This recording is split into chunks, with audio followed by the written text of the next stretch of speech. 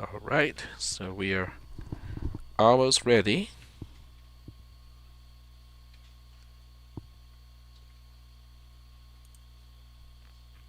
All right, so I just joined the voice channel on Discord, and Google Meet should be connected, and then YouTube should be connected now too. So we should be all good here.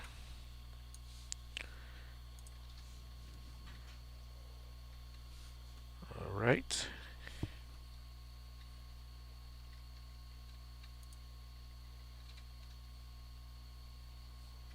Okay.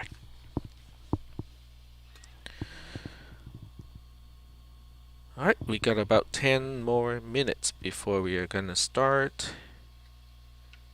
Oh, thank you, Keaton, for confirming. All three too. I mean, that's pretty good.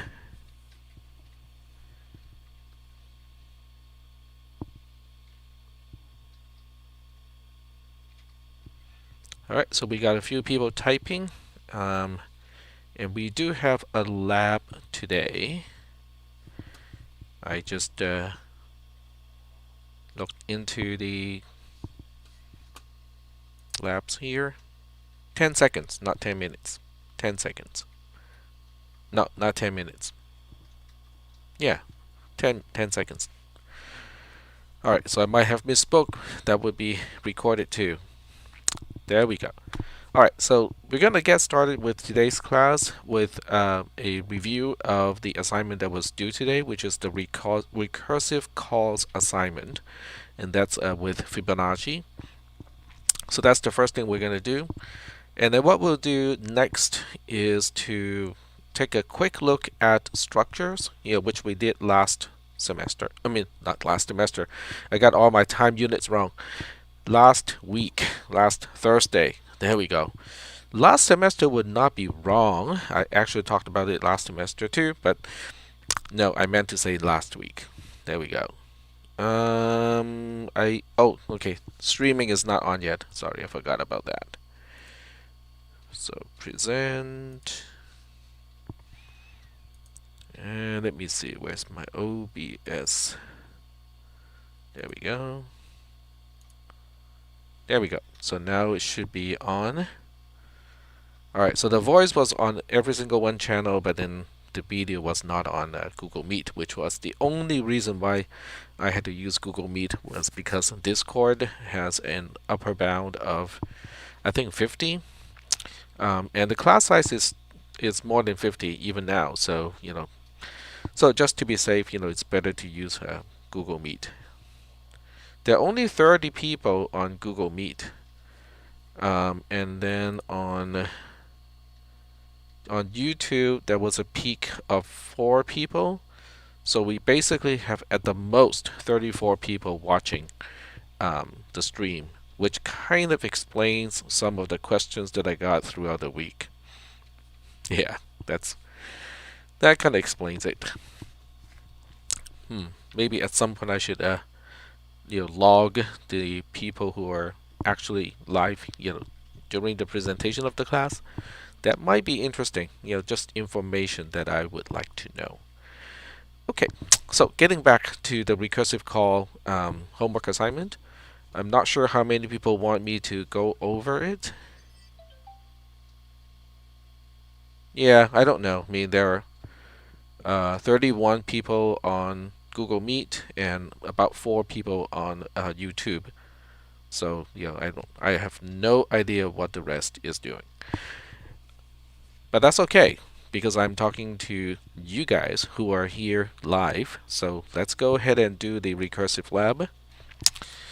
All right, so the Recursive Lab, I want to point out what the components are. So we talked about, there are a few examples of recursive calls already. So recursive call by itself is already talked about. I definitely remember using a recursive string length, right? So that was definitely recursive. So that was done already. We talked about subroutine call in general. Okay, the swap subroutine is the first program that we wrote, using a subroutine.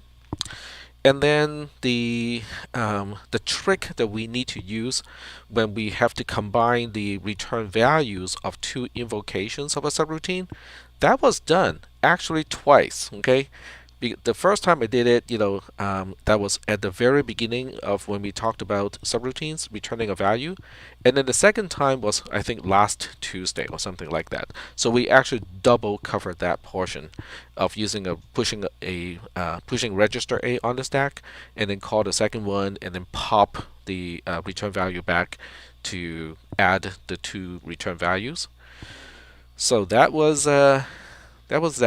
Okay, I'm just looking at the text channel here.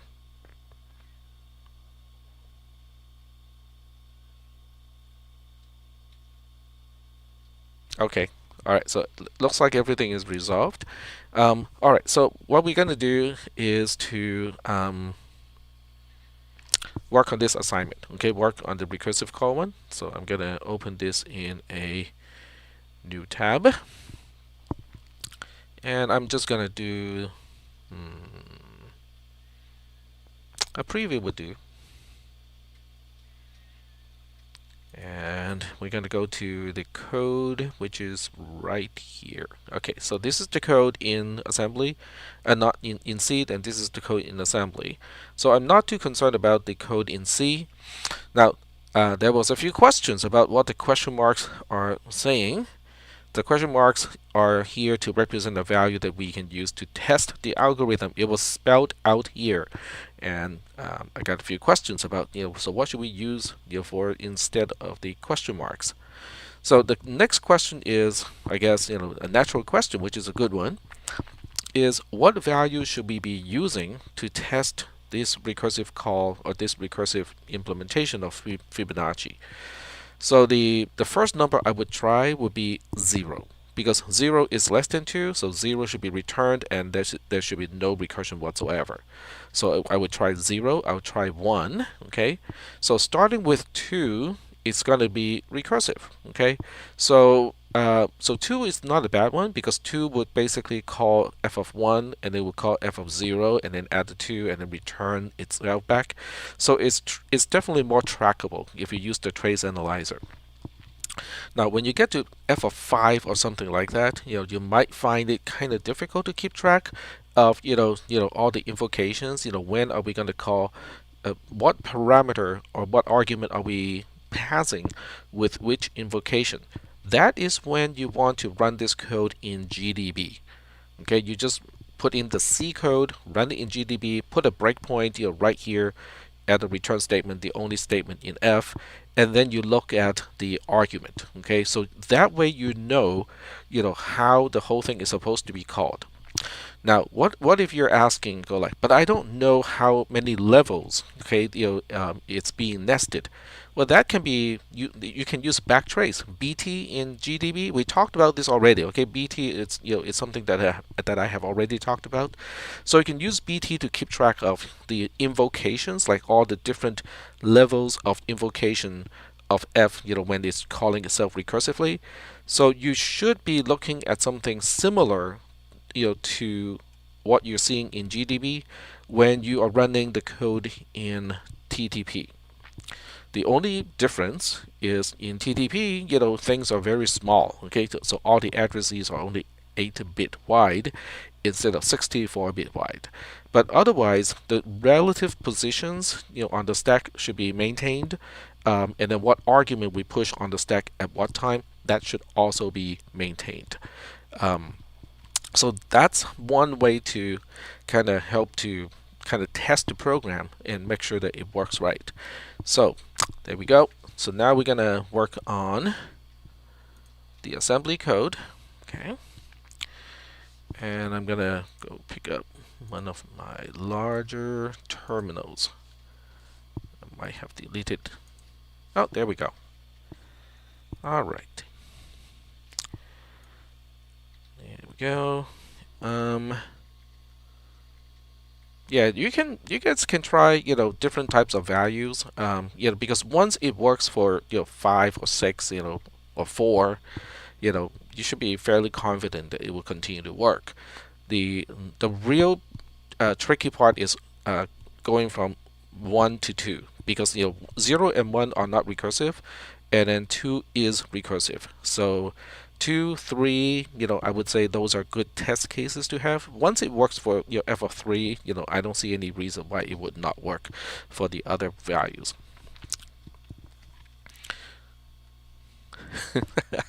Went up to 7. It depends on how much stack space is left, and then that in return depends on how efficient your code is, like size-wise. It might take a long time too, because the amount of time it takes is exponential to n.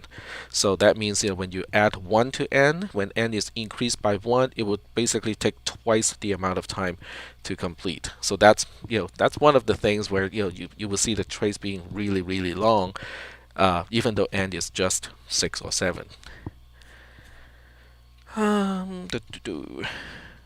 It depends on which limit. Okay, so we'll get to that question. We'll get to that question of how what is the largest n we can use in this implementation. So we'll get to that in just a little bit. So we'll go ahead and write the code. So I'm going to start with the usual no op jmpi to main, and then we'll worry about main later. So we'll just put main here and a halt at the end of main. Alright, so for demonstration purposes, I'm not going to go for all the not so necessary parts of defining a subroutine. So in this case, because f does not have any local variables, I'm not going to say local var size is 0, blah blah blah. Okay, that's just not necessary in this case. So we'll go ahead and just go straight to f, and then before I do anything else, I'm going to put in the return code.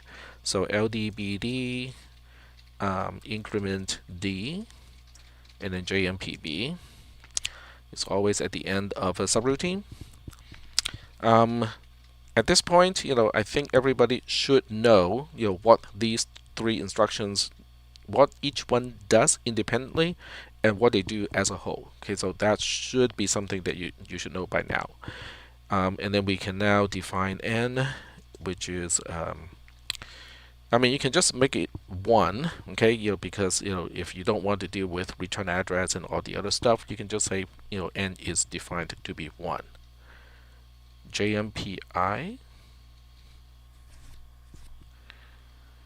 are you okay? Let me turn on line numbers so you can refer to the line numbers.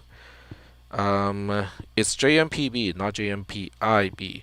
If this is a jmpi, it would complain that label b is never defined.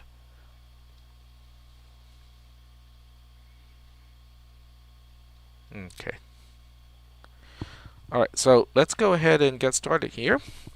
Alright, so n as a label is an offset. Okay, it is not the address of parameter n, it is the offset to get to parameter n from where d, or the stack pointer, is pointing to. So the idea is right at the entry point, which is right where the cursor is right now.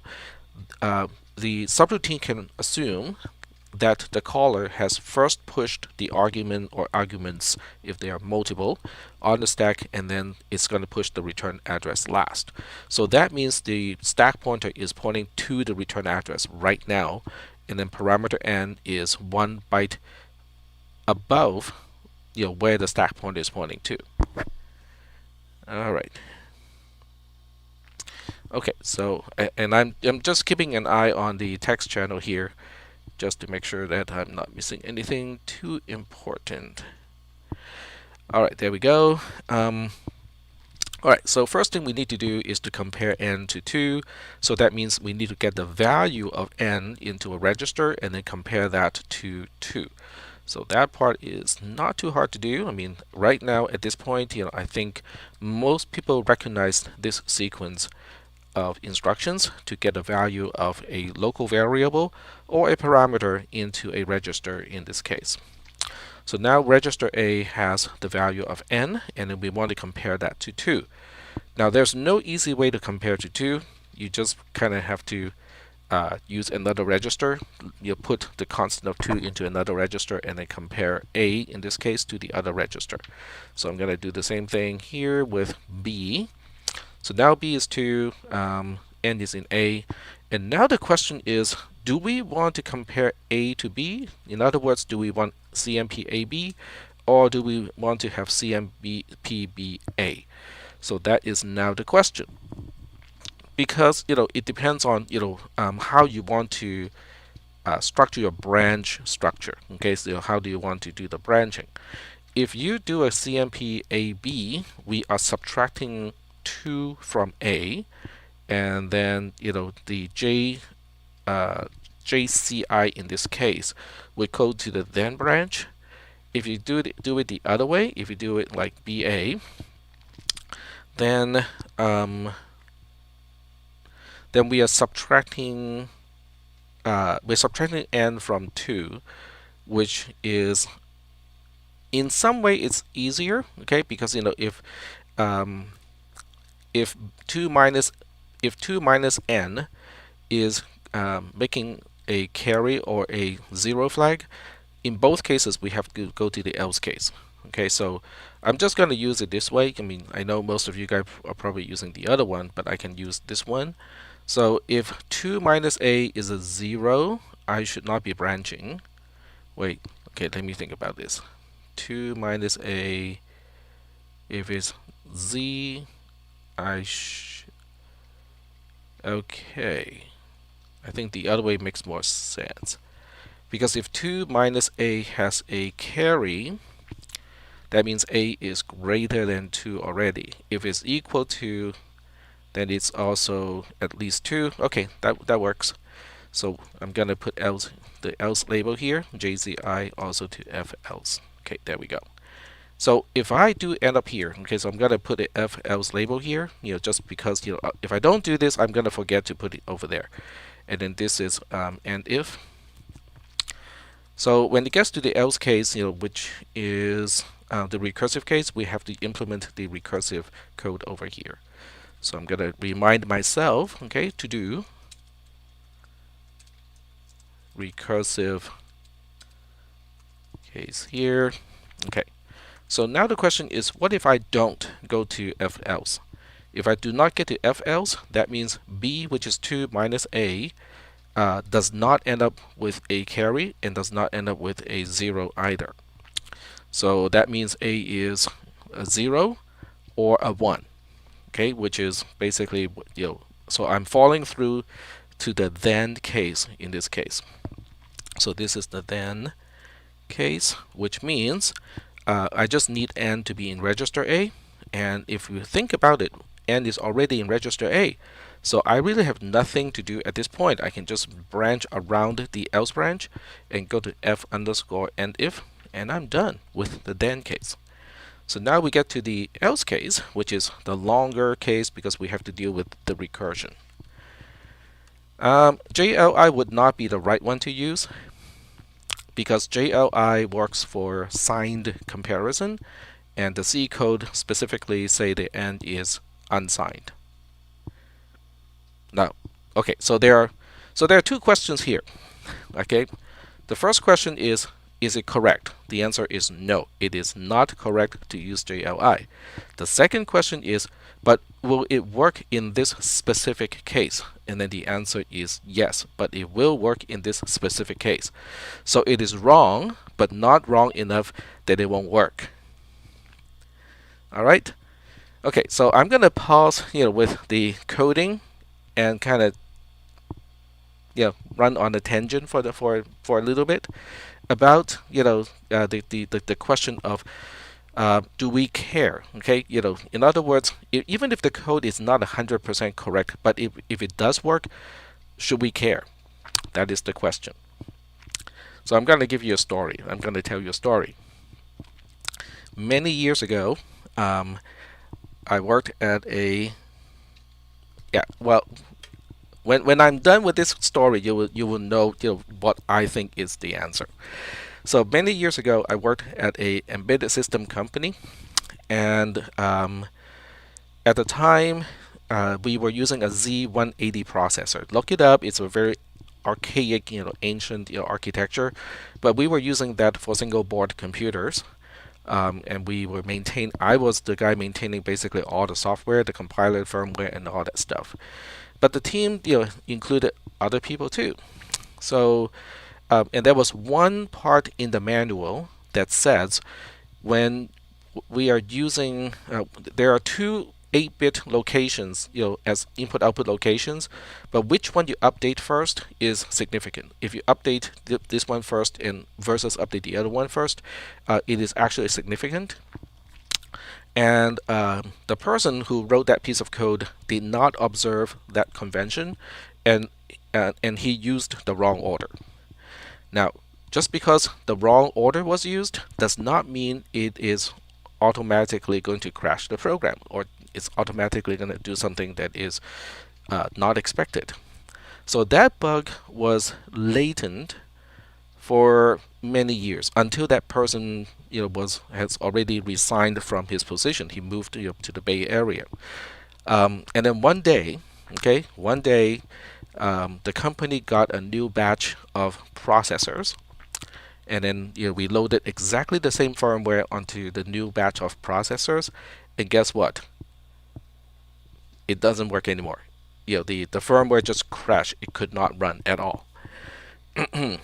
And this was a big deal because we did not anticipate that there would have been a problem like that. Okay, because if we did, we would have done in-house testing, and then we wouldn't be shipping the products to our customers right away without in-house testing.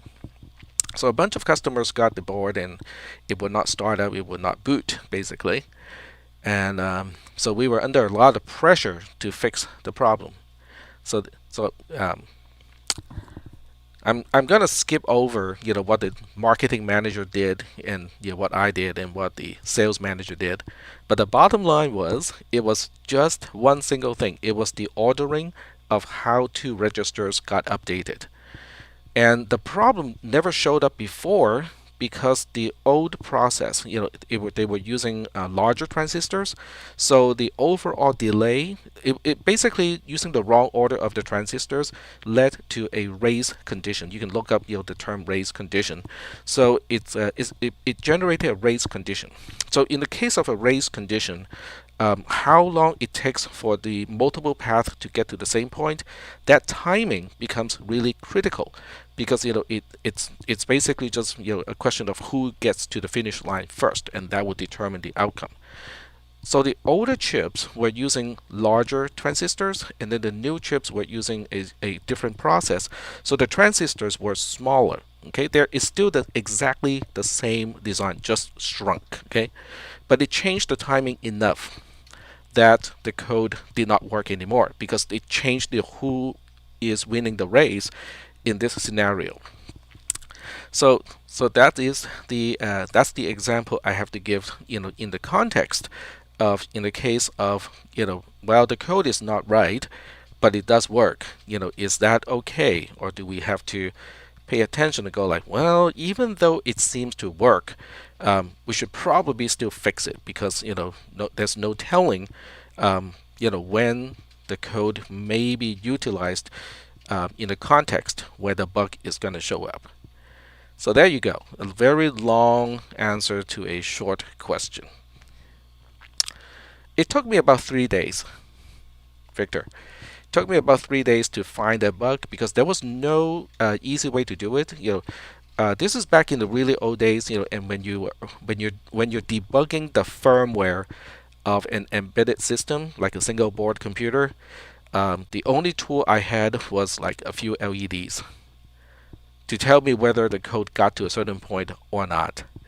That was my tool, and I basically had to go through the code line by line, to try to spot problems.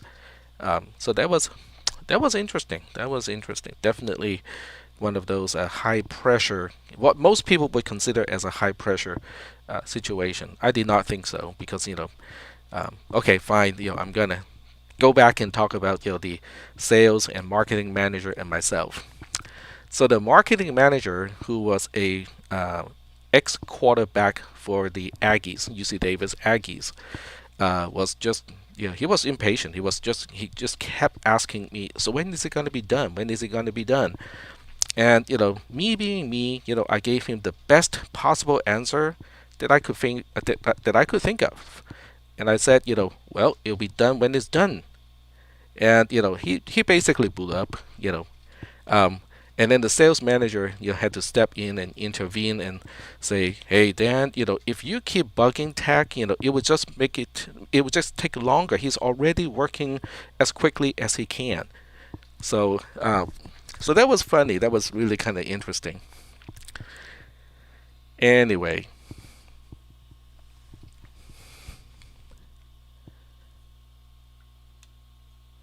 well, the guy who wrote that code was actually kind of a buddy of mine.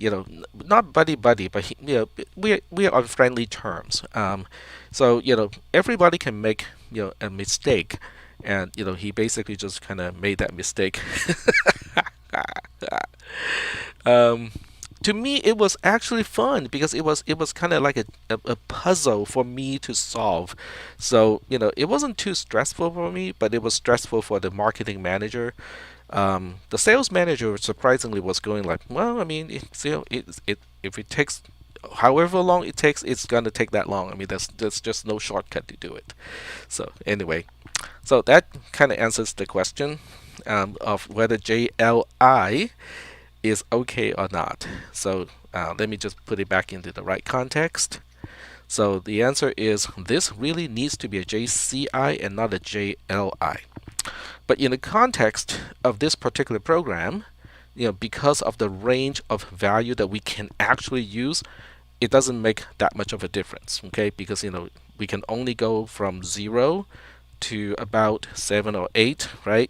So we are not even close to 128, which is when it makes a difference. Because 128 is technically negative 128 if people were to use JLI. So, all right. All right, so getting back to this program, now we have to make the recursive call. Register A already has n in it, so we just need to subtract 1 from n and then push it on the stack and then call f again. So we'll do that. So we're going to do a decrement A because register A already has the value of n, and then we push it on the stack, decrement D, std_a. So that would push n minus 1 on the stack. And then we're going to call the subroutine, which means we have to remember where to get back to. So LDIA 5.6 plus, not 5, decrement D, stda,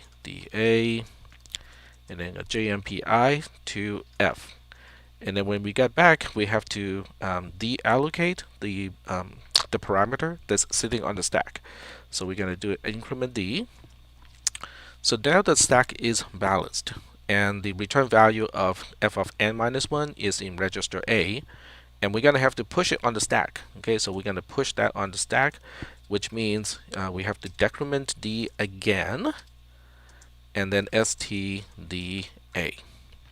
So this increment D is for deallocating the argument. This decrement D is for pushing part of the code to push the return value of f of n minus 1 onto the stack. So they are lines 24 and line 25. They come from different reasons. Okay. Now it just so happens that they cancel out each other. So if someone is to say, "Oh, I want to see the algorithm being able to handle a few more values, so I'm going to save opcodes as much as I can." Okay, fine. We can just kind of optimize those two out because together they actually do not do a single thing to register D. So yes, we can kind of shortcut things like that.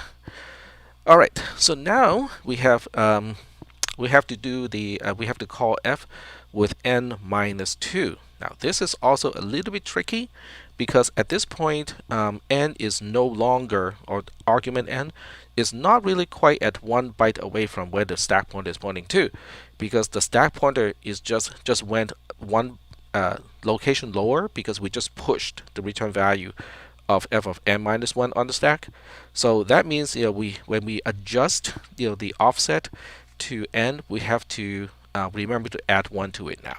So we have to, when we try to access n again. All right, so here's another question.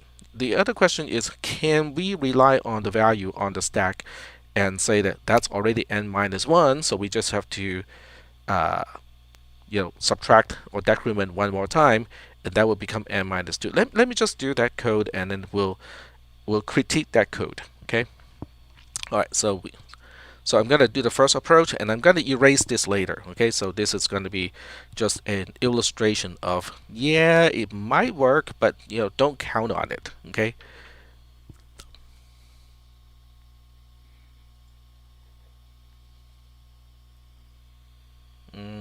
Not quite sure what Aaron is referring to.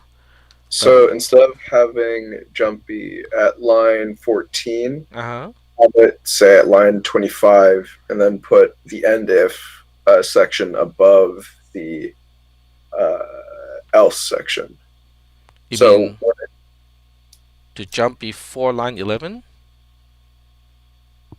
no. So how I did it is that I had it go through the else statement, and then once the else statement was done, it jumped into the true statement. But the true statement was on top of the false statement. Okay, I see. You probably can do it that way. It's just that when the compiler generates this code, it's usually just going in one direction. So I'm doing what the compiler would have done, which is to go through the code in one single direction.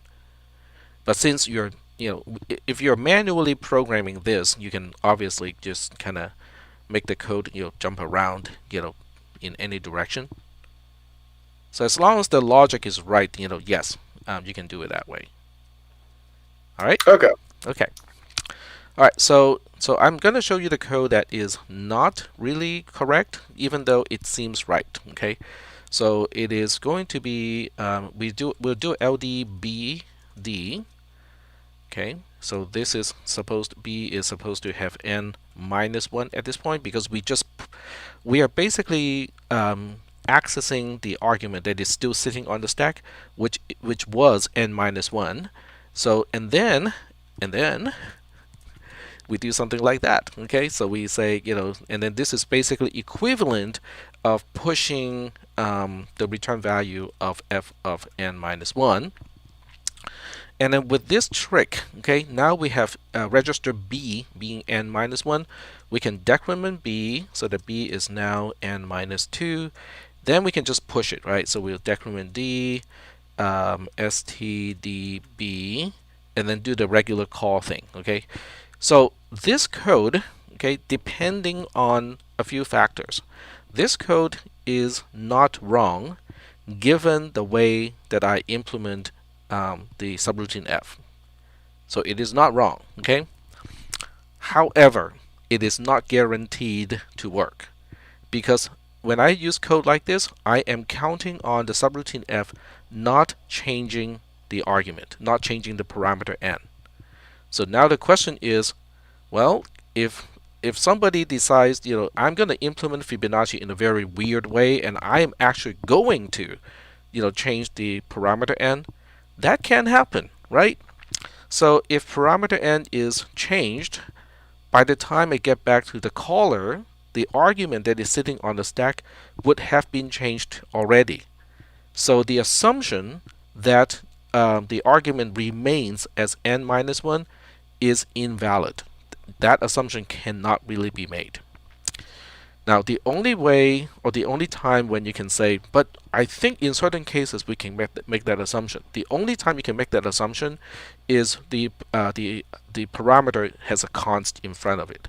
So if this were, const uint8 underscore tn, then it is marginally okay in the assembly code to assume that the argument is not changed, because const is more or less a flag to the compiler and say, hey compiler, I would like you to check to make sure that the subroutine is not changing the parameter. But if the subroutine really wants to change the parameter, it could actually use typecasting and basically cast the const type into a non-const type and then update it. So they could have gotten around this entire thing and actually changed n. So basically the idea is this code, even though it seems like it would work, and in this case, the way I implement the subroutine, it would actually work, but in general, it is not a good idea. All right. All right, so I'm just reading the text channel stuff here. Full circle moments. Well, life has a lot of circles. Okay, but to not necessarily because A wouldn't be consistent across frames. Well, register A is definitely not going to be maintained across frames. In this case, it has to do with whether a parameter can be assumed to be unchanged. And the answer is no, we cannot assume that. Why did we decrement A again for A n minus 2? Well, we are not quite there yet. Yeah, so you want to kind of reload n into a register and then decrement it twice. That would be the safest way to do it. All right, so this approach, once again, okay, yeah, just want to make sure people understand this code would actually work in this case, but it is not correct. So it will work in this specific implementation, but it is not guaranteed to work in general. So we are not going to do something like that. So I'm going to undo all of this stuff here. Oops, undo. There we go. All right, so and then what we'll do is we're going to reload the parameter back into register A or whatever register you want to use. So this time we have LDI and then we put into a register. Register A can be used again because we just push it on the stack. We don't need it right now. But this time we need it to be n1 plus, which was someone typed that already in the text channel. Is n1 plus, so that is correct because we have one extra thing on the stack at this point. So n is actually 2 bytes away from where the stack pointer points to. And then we do the usual thing, add AD, LD, AA, and then we decrement A twice because we want n minus 2 and not just n. So now A has n minus 2, then we push it on the stack. Then we have decrement D, ST, DA, and then we push the return address on the stack, which is LDIA with .6 plus, decrement D, ST, DA, and then we call the subroutine, JMPI to F. And when we come back, we are going to have to, now we got 2 things sitting on the stack, okay? 2 extra things on the stack. The first extra thing on the stack, the most recently pushed item, is the argument. And that we definitely don't need anymore. So increment D, get rid of that. That's basically just n minus 2 sitting on the stack. Now we have that extra thing on the stack, which is the saved return value of f of n minus 1. So that we do need. So we want to load it into a non-A register, so we can put it into B or C. So I'm just going to use B here. And then once we put it into register B, we can increment D to basically reclaim that location on the stack. And then at this point, the stack should be balanced again. Okay, now the stack pointer should be pointing to the return value at this point. So everything is good. We have the return value of f of n minus 2 in register A. We have the return value of f of n minus 1 in register B at this point. So we just need an add AB in this case. Add BA will work, but then you have to use a CPR to copy register B to register A because register A is the designated return value register. So it is just more convenient to add register B to register A so that we don't need an extra CPR after the add instruction. So that would conclude the else case, which is the recursive case. And now we get to if and if, which is really just the return statement, and we're done. All right, so I'm now going back to, the text channel. Try to catch up with all the discussions on the text channel.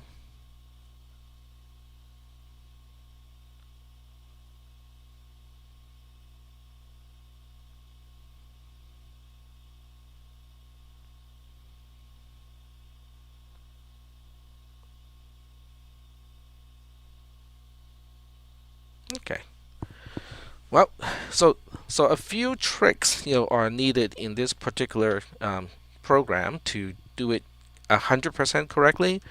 There are a few things where you can do, and it is not 100% right, but in this specific implementation of Fibonacci, it would actually work.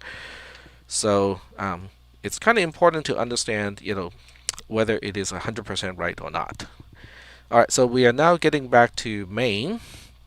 And in assembly code, there's no need to put something into a register just to check whether it works or not. So I'm just going to do a quick test. We'll just put,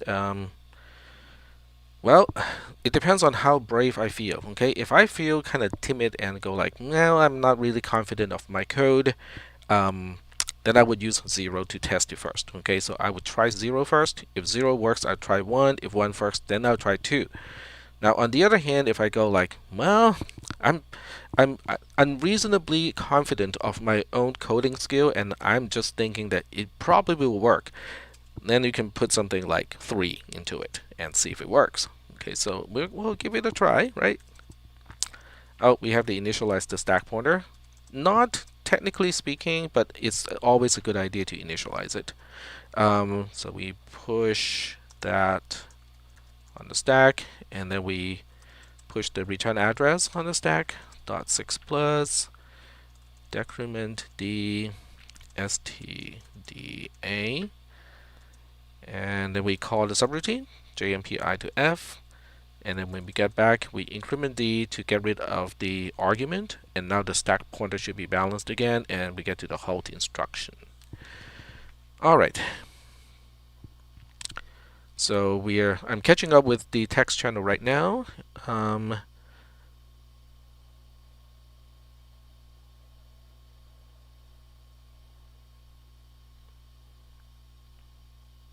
How will we reach line 37? All right, line 37 is here. Okay, the first question is, how do we get to line 36? If we can get back to line 36, we'll get to line 37, right? So we get back to line 36 because the subroutine is going to return to line 36. That's why. Yes, Nicholas is correct about we push the return address, and when the subroutine returns, it will get back to that location. That is correct. Aaron is asking, that's a very good question. Is LDID0 faster or is subDD faster? The answer is subDD is faster, because the ALU can keep up with basically all the other operations within the processor, but the LDI instruction takes one more memory fetch, and memory fetch is the slow one, and that's why LDI is going to take a little bit longer. In real life, it's going to take longer. In the implementation of our TTP model, it's not going to take longer, because the actual number of wait states that need to be there to access a RAM location is not relevant in a simulator. So the answer is kind of tricky. In the real life, we would like to use subDD if we really want to optimize for performance, but in the simulator, it doesn't make that much of a difference. So there you have it. Yeah. We are, in this code it is, but your submission is supposed to only give me function f, so it doesn't really matter, I think. Okay, let me double check what I asked for in this case. Let's see.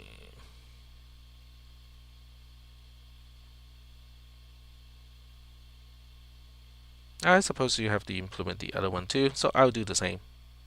Okay, so I'm gonna implement the actual main subroutine here, just exactly the same as what it is spelled out.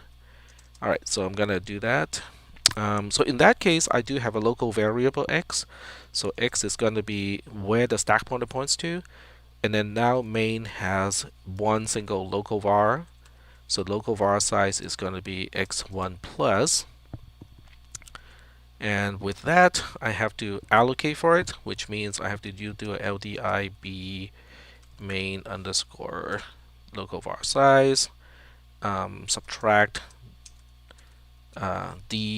subtract b from d, and then before we get to the very end, the halt instruction, I am going to have to reverse this to deallocate the local variable. And then once we have done that, we have to store the return value into local variable x. So that means at this point we have to do the store. So we have a LDI b with x add bd, and then st b a. So now it is exactly the same as the C code.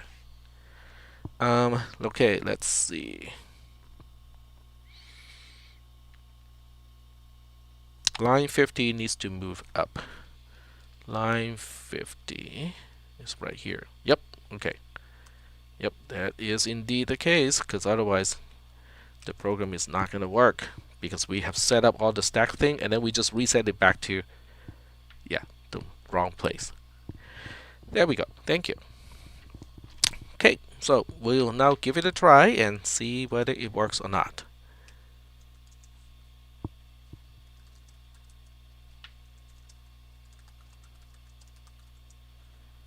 And then we go to the assembler.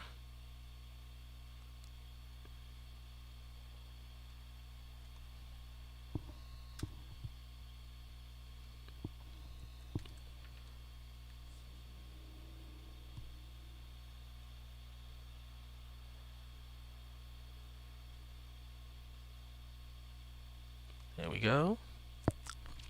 Alright, the code seems to be okay, so we are going to download the CSV. We'll put it into f.csv, and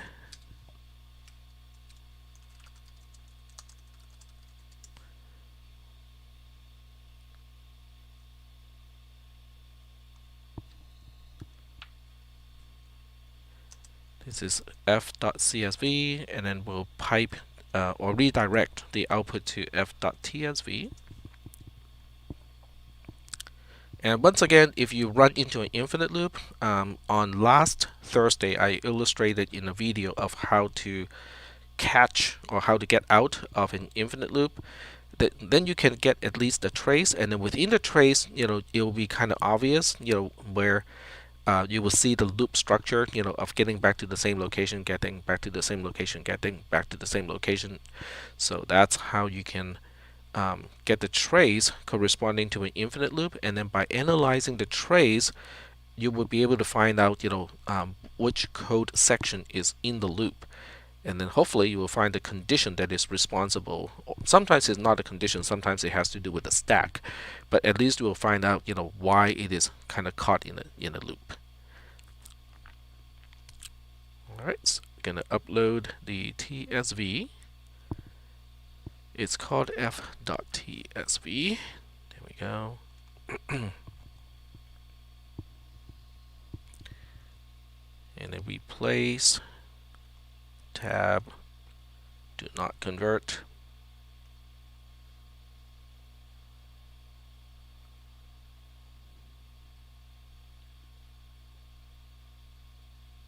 Alright, so we're going to have to wait until the analysis is done, but I'm going to jump to the summary that says, it's going to be on line 582, row 582, and this is where we can do this. I think it's A582, A582. There we go. So this is the end. And we want to see what is stored. So we stored a value of 2 into x. So the question is 2 the correct answer?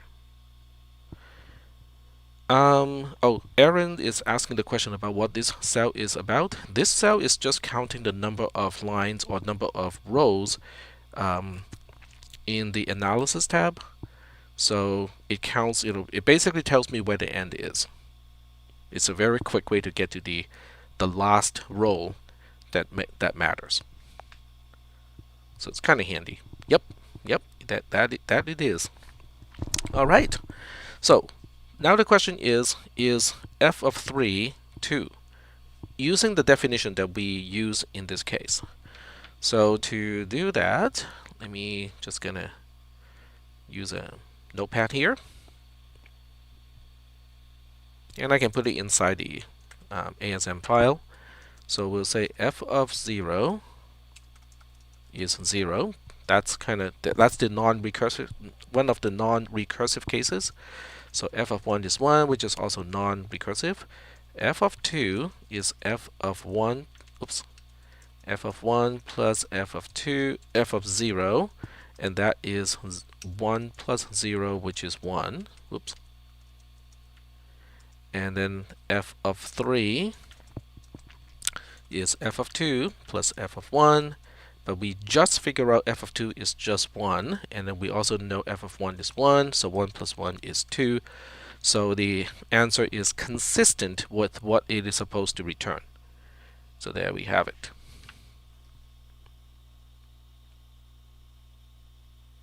Yep, Nathan is correct. This is why I used a spreadsheet to do everything, because it is truly open source. Because you get to summary, and then when you click on a cell, you can immediately see the actual formula used to make it happen, right?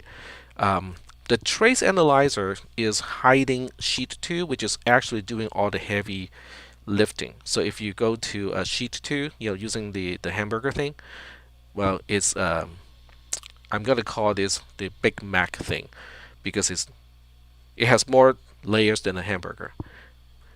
So anyway, you get to sheet 2, and sheet 2 is actually doing all the heavy lifting, but it is still quote unquote open sourced. So if I go to sheet 2, it's gonna warn me, because I don't want people to mess around with sheet 2. But when you get there, you can actually go to each one and find out what equation or what formula is being used to do the computation. So that's why the whole thing is open sourced. It's not really just Logisim itself is open source. It's written in Java, and the source code is distributed with the jar file itself. But the assembler and the trace analyzer are both open sourced as well. The processor itself is open source because it's just a circuit in Logisim. Yeah, it's kind of fun. It's kind of fun working on these equations and formula, but it does work. Okay, that's the bottom line. It does work. All right, next question. Next question is, how far can we go? Okay, in other words, what would be the last value that we can use before we run out of stack space? That would be the question. So you have several ways to do this. You can basically just make n larger and larger until the program crashes. That's one way to do it. Not recommended. The other way to do this is to just analyze the code and how stack space is being used. So to do that, I'm just trying to think of the best way to illustrate it. Okay, I guess I can do it this way. So what we want to do is to find out how the stack is being used. Location FF, that's pretty easy. Main, the local variable x of main is using location FF. That's pretty easy. So now we look at location FE. That's going to be that's the end of f of n. Okay, that n is sitting in location FE, whatever the n is. And then location FD has the return address, right? Return address in this case to main. So each frame looks like it's going to take up 2 bytes, but that is not true, because when we have the recursive case, we have to push the return value from the first call before we make the second call. So there's that one extra thing. So all the subsequent frames can use up to 3 bytes per frame. Okay, so we're going to say 3 bytes per frame. So now the question is, how many of these 3 bytes per frame can we fit on the stack until we run out of bytes, until it runs into the code?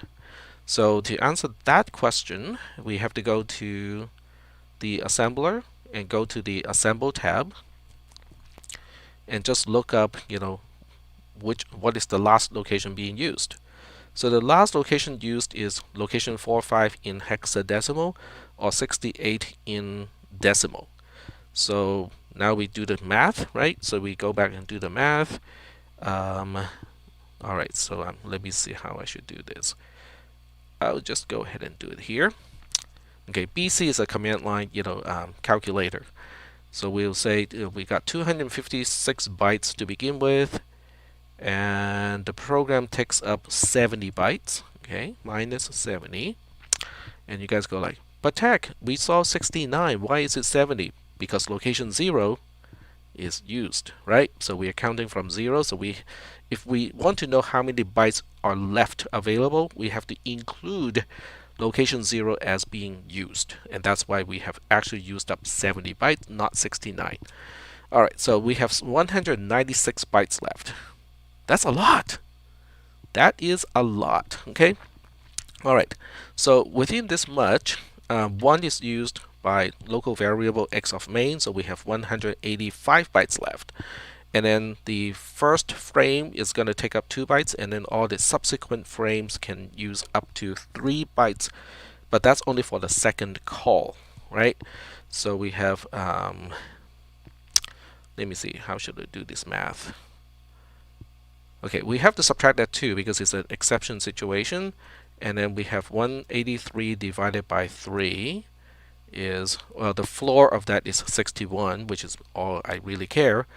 So in theory, we can actually work up to like f of, let's see, 0 is going to take up a frame. So it's going to be 0, 1. I'm going to guess, we can work all the way from f of 61 all the way to the bottom. Probably not 64. Because f of 0 is going to take up 1 frame, and and also, so that's the very last frame. So the very last frame only takes up 2 bytes, but when it backs up, we still have the return value of f of 1 sitting on the stack, and then we have f of 2 after that, and so on. So I'm going to guess about f of 61 or f of 62 ish.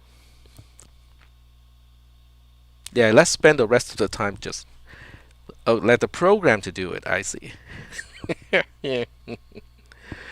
Okay. All right. So we got about half an hour left. Okay, we have 20 something left. 20 something minutes left. So the next homework assignment is on structures, and this one has a very close resemblance to the one that we did last week. Okay. So the one that we did last week,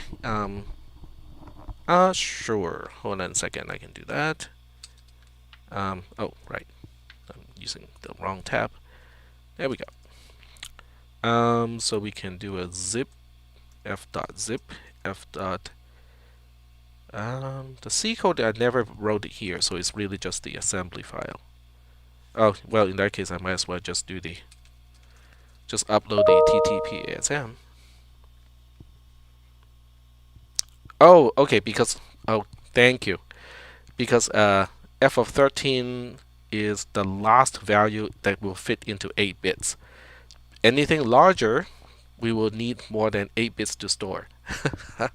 I forgot about that, Chris. Good one, good one. Good catch. I totally forgot about that one. Alright, so where is my TTP-ASM file? Oh, okay, it doesn't. f.ttp-asm and upload. There we go. So now you have the TTP-ASM file, which is kind of minimally documented or commented. So once again, this is a chance for you to add your comment to the program, because I think that really is important that you go through the whole process to comment the program. Now, there are other fun things you can do, to kind of learn more from the program. If you think you have a pretty good understanding of how it works, right, then you can introduce bugs in the program intentionally. So I can give you some ideas of how to do that. So a few ways to introduce problems, such as when we access this n1 plus, if you forget about the 1 plus, if you just use n, what's going to happen? Okay, that's that's kind of the stuff that you can do, to kind of trick the program. Or you're forgetting to increment d over here, so you're forgetting to deallocate the argument that is still sitting on the stack. What's going to happen to the program? Or you're forgetting to increment this particular d, which is forgetting to deallocate the saved return value of f of n minus 1. Okay, what's going to happen in that case? So there are all kinds of little things you can do to the program, and you can, but don't run the program to find out what a wrong program is going to do. Try to think about what it is going to do, and then use the trace analyzer to confirm what you thought was correct. Okay, so I know this is a lot of work, but it is also, I think it's very beneficial, in a very strange way, because a program is right, it works to begin with, and you're intentionally just changing it one line at a time to find out what the symptom may look like, and I think that is actually I think it's actually beneficial. The other one, okay, one more thing. The other one is, instead of decrementing it twice, decrement it once and find out what the program is going to do. The program is not going to crash. It's not going to do some crazy stuff. In fact, the program is going to do something that you go like, oh, so this is another way to do this. Okay, so think about that just a little bit. Okay, just kind of comment out one of the decrement a here. So instead of passing n minus 2, you're passing n minus 1 to the second call of f. Okay, and then you can try to figure out what it's going to do, and the result may surprise you. You might be going like, oh, okay, I didn't know we could do that other thing this way, even though this is actually a bug of Fibonacci, but it ends up doing something that might actually be going, oh, okay, that's the other way to do it. Okay.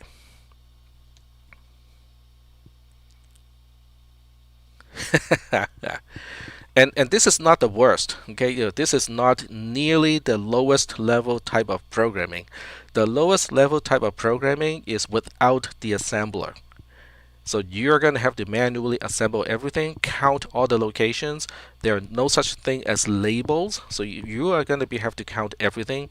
And then when you put the program into the memory of a system, there's nothing like, oh, we just need to read in the CSV file. No, I'm sorry. You're going to have a whole bank of switches.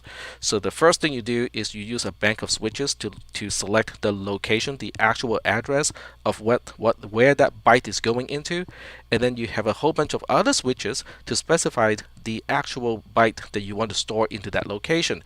Once you have a whole bunch of switches like this configured, then you toggle a switch, which is basically the clock line, to actually store that one byte into that one single location, and then do the same thing for the next location, and then the next location, and the next location, and so on. That is the lowest level type of programming. And we're kind of forgetting about the pre-von Neumann type of programming, where you have to rewire the processor to change the program. So we are not quite nearing the lowest level type of programming. Not even close. I think you can start a computer club on campus just to do all the retro stuff that people used to do. I think you might get enough people to start a club like that. All right, so we are about 15 minutes away. Okay, so I am going to show you the lab. So the lab has a passcode. Oh, yep, it's this one. It is this one. And the passcode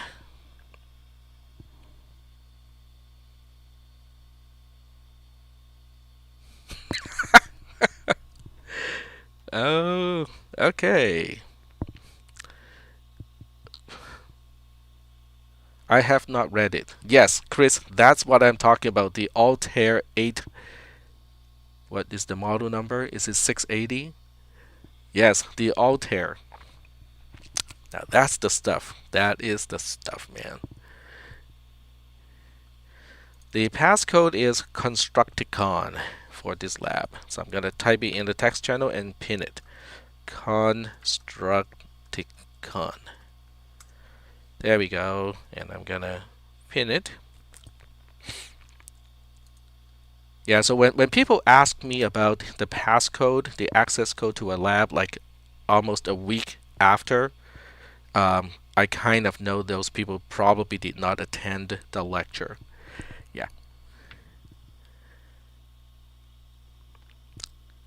Yep, Constructicon. Just copy and paste from the text channel.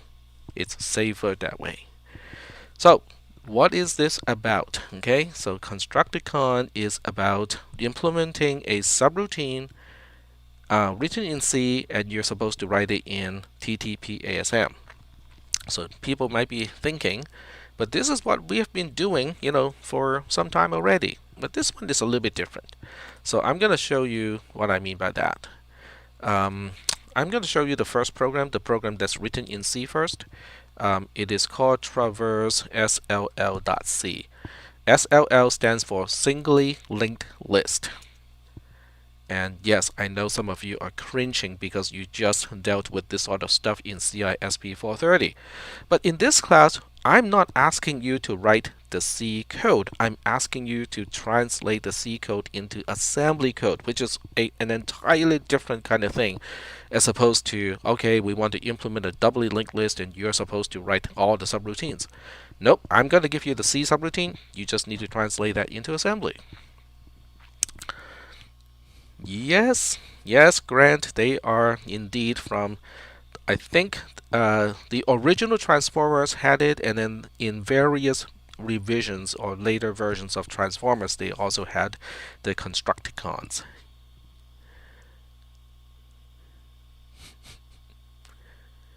Yes, me too.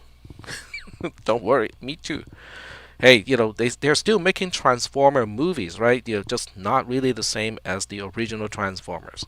Okay, so getting onto this program, we are almost running out of time, so I'm gonna have to move on to this one. So this entire program is almost written in TTP-ASM already, except for traverse. So this is the only subroutine that you have to implement in assembly. It has a loop. The loop calls a subroutine. The subroutine takes the parameter, and then we have printer equals to p points to I. The lab would explain what printer is. Okay, I know you guys are thinking, why would you name a variable printer? It'll be obvious in the lab. Okay. And some people will be asking, but what is this volatile thing here when we define printer as an unsigned 8-bit integer? That would also be explained in the lab, so I'm not going to spend too much time to talk about it. And then we have this p equals to p points to p. Now, the p's are different, okay? So this p, this one, and also this one, they're referring to the parameter p. This one here is referring to the member inside a struct X. Okay, so they are in different contexts, and there's no danger of any confusion of which one is which one, especially in assembly code. Now this program is interesting in the sense that I also use global variables, which is kind of handy in this case because I can just kind of hand code a linked list by using declarations. So in this case, we have C, which is really a global variable of the type struct X, and I'm using this method to initialize member I to 7, and then member P to be a null pointer, and then B as a struct X has member I being 1, and then member P being the address of C, which is the one that we just defined earlier, and then A is sort of the same thing, except the member P of A points to variable B, and all of these are global variables. The definition of A, B, and C, they're already implemented, so it's in the code already that I'm going to give you. So main is also implemented, and main just calls traverse with the address of A, and that's it. Okay, that's all main is going to do.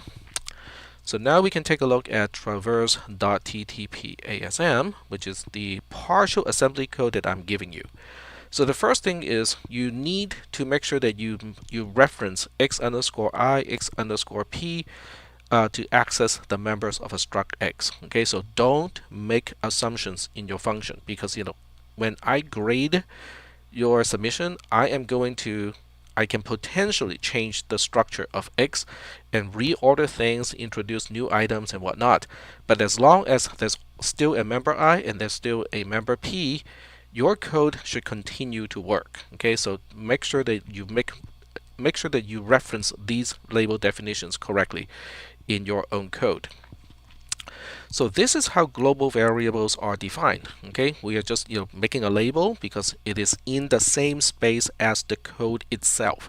So that's why we are just using a label, just like we used a label for main. We can now use a label for printer, one for C, one for B, and one for A. When we define C as a global variable, as a structure, all we have to do is spell out the content of a struct X. Okay, so 7 is member I, which is the first one, and then 0 is member P, which is the second member. Now, obviously, if I choose to change the structure, like if I want to add a member A in front of member I, I'm going to have to change all of these as well. Okay, but your code should not be sensitive to that.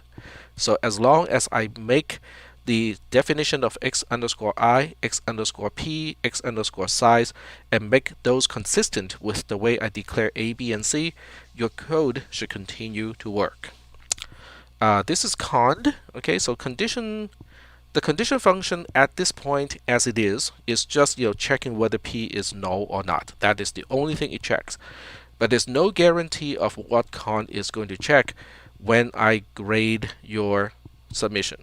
So all you need to do is to make sure that you call cond correctly, and your code should continue to work. So I'm really checking to see whether you know how to call a subroutine correctly.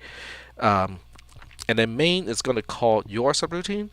So the subroutine called the traverse is right here, which is right after I push the address of A on the stack. I know this one looks suspicious, LDIAA. So this A is referring to register A, and then this A is referring to label A. Okay, so I know it looks confusing, but the assembler actually can figure out which one is which one, because it knows it should expect a register for the first operand, and it should expect an expression from the second operand. So it knows what to do with the second A. It knows it's not just it knows it's not referring to register A. Whew. Okay. So do we have any questions about this program?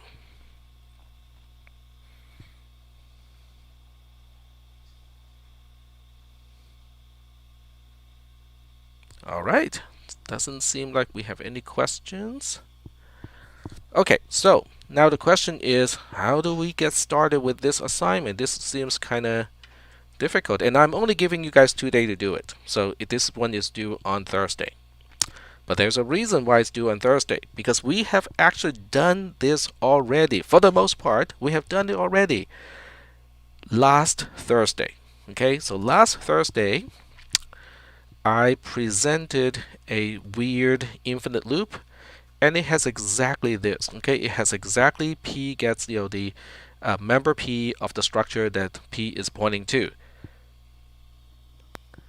No, you cannot rename the struct because you have to reference the definition that I provide, So that way, if I change the struct definition, your code will continue to work. So the answer is no, you cannot change the struct. You can change the name of the parameter because that one stays local to traverse. So that means if you want to say, okay, I don't like a parameter having the same name as a member of a structure, change this one to Q. But then you have to remember to change this to Q, this one to Q, this one to Q, and also this one to Q. As long as you do that, it should continue to work. So you can change the name of a parameter, but you should not change the structure itself. Okay. Okay, so the bottom line is we have looked at this code already last week. Okay, we looked at it from the perspective of an infinite loop. Okay, but the code is there already from last Thursday. So you might want to, if you have not taken notes, okay, for those of you who reviewed and took your own notes and took screenshots and put it into your document somewhere, it's already done. If you have not done that, okay, and you want to know how much code we did last Thursday is relevant for this homework assignment, you might want to head out to YouTube and just kind of quickly scan through that stuff and kind of locate the screenshot that will give you most of the code that you need for this assignment. I mean, this assignment is not difficult. It really is just referencing things that we have done already, and I just want you to make sure that you guys know how to pull code from what we did before and kind of put them together to do some specific thing that we are doing in this assignment. So the global variable names for struct is what I meant. Let me see. You mean the ABC? Printer you cannot change because printer is referenced as a global variable. It is referenced in traverse, so you cannot change the name of printer. A, B, and C you can change, but then you're gonna have to change the code that I have provided already. In other words, okay, if I go back to traverse.ttpasm, if you want to change A, B, and C, you can do that. You just have to make sure that you change C. If you change the label C, you're gonna have to change this label C too when you test your program. So that's kind of the deal. Okay, yeah. So as long as you're making consistent changes, you can go ahead and change the global variables A, B, and C. That is fine. But remember, A is also referenced in the main program. When main calls traverse, it has LDAA, so this A also needs to be changed if you want to change the global label A. So other than that, yes, you can go ahead and make changes. All right. Are there any questions? So I would, I suggest that you guys get started with this one as early as possible, because if you start right after today's lecture and you already have some idea of what we talked about last Thursday, you have taken notes, or you have actually coded that thing and tested it, the infinite loop thing, you can probably even finish this whole thing by tonight. Okay, because technically I am staying online until 9:50, and you probably can finish it by 9:50 if you just kind of work on it. But it is due in 2 days. Okay, so it's due on Thursday at 5:30 p.m. So time yourselves accordingly, and just remember, I do have office hours, and don't push it to the last minute, because questions that people send me after noontime on Thursday before class, technically, because I said I have a 24-hour turnaround time, so technically I don't have to reply to those until noon the next day. So don't push it, okay? Don't push to the very last hours to do the homework assignment. Just try to get it done tonight, okay? Because I'm gonna stay here to answer questions. All right. So other than that, I don't have anything to add. This is one of the very few times when I can end a class early.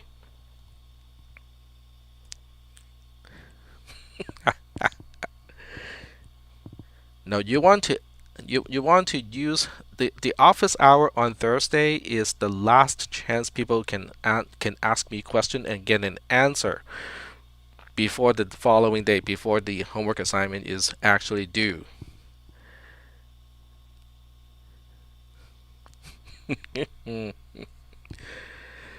Alrighty. All I'm saying is, don't procrastinate. Just get it done. It is the same amount of work regardless. Yes, I have to tell myself that too. Yes, yes.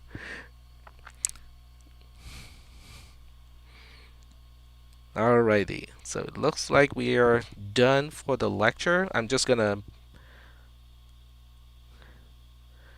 Yeah, I got that vaccine too. I got Moderna, and I had to take a nap the next day for about 6 hours, and that was it. I mean, it was just 6 hours. Wasn't too bad. I heard some people got it worse.